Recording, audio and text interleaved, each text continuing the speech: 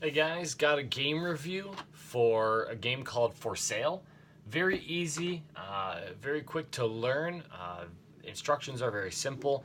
30 minutes or less, easily could be less than 30 minutes for players that know what they're doing. A fun, quick, competitive game for 3 to 6 players. So that's pretty cool. I found this game to be really fun at the end of a game night when people don't quite want to go home, not ready to go home, they got 30 minutes left, or as people are showing up for the game night. It's kind of a great game to get people warmed up for the night, and it's easy to teach. And sometimes you don't even need to teach it. You just kind of tell people what to do for a round, and then they got it. This is kind of a review and a walkthrough at the same time, but we'll go. Here we go. For sale.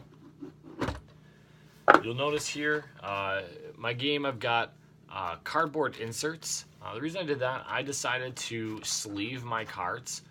So you'll see here, they're kind of shinier. I've got card sleeves on my cards. The reason I did that is because I need to keep the privacy of the cards, so that you know, or you don't know rather, what's coming up, and have an idea, and then you can, in case there gets nicks in the cards, then you'll be able to see future cards, and you don't want that. So I card sleeved mine.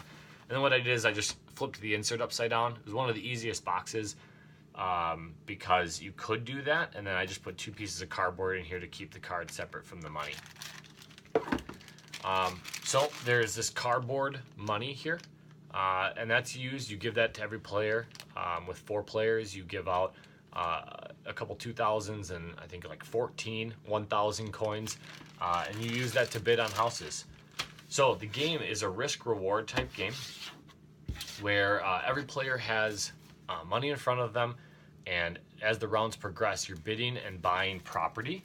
The property ranges 1 to 30. There's 30 cards, and you put out a certain amount of cards in front of you depending on how many players you're playing with. All right. You sort them, so we usually like to sort, of course, least to greatest. Okay, and then everyone bids.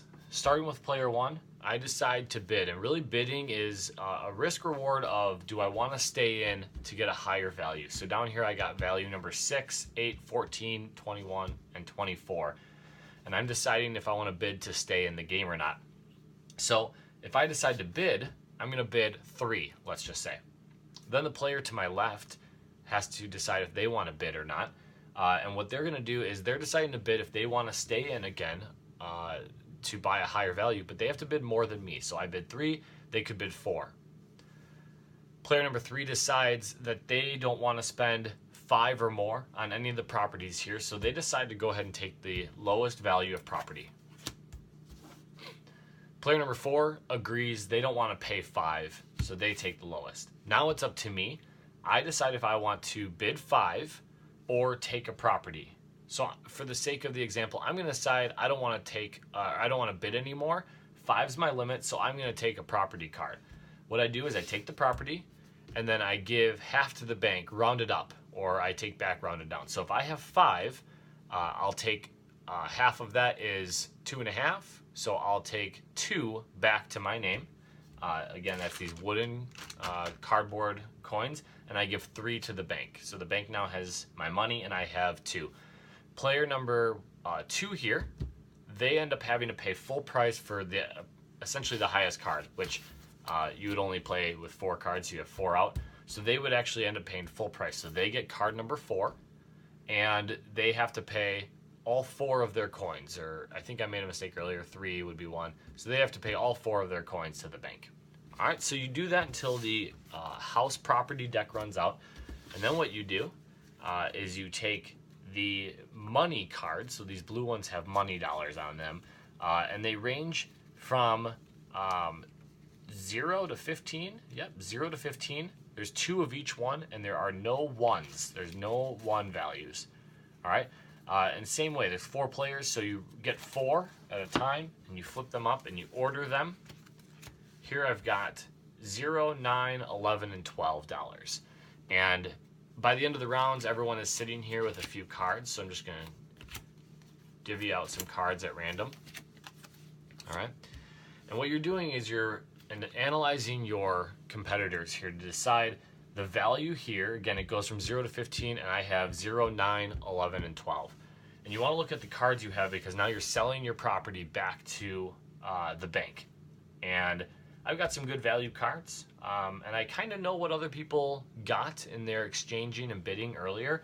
But because there's a 0 and a 12, what number to me of my house value do I want to put in to try to get the highest dollar while not wasting my highest card? So I'm going to put a 22 in there. I'm holding a 27, so I'm going to hold on to that. So I'm going to put a 22 in, upside down in front of me. Player to my right has a similar hand. They're going to put a 21 in. Player over here has a pretty low hand.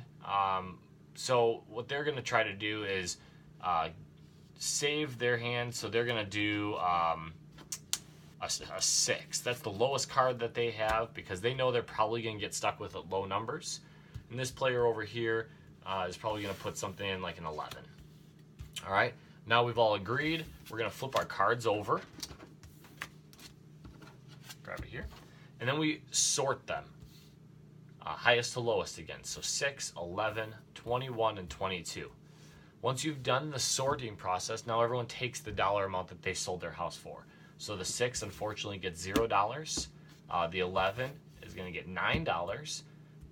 My 22 gets $12. So that was a great turnout for me. And the 21 gets the $11. Really quick run through. But hopefully after that and reading the instructions, you got the game down. Yeah, for sale. It's pretty fun. It's not a game I'd like to play more than once or twice in a night, but for new players or people looking to have a fun time really fast, for sale is a good purchase. Yeah, let me know what your thoughts are. If you love the game, hate the game, I'd love to hear what you think.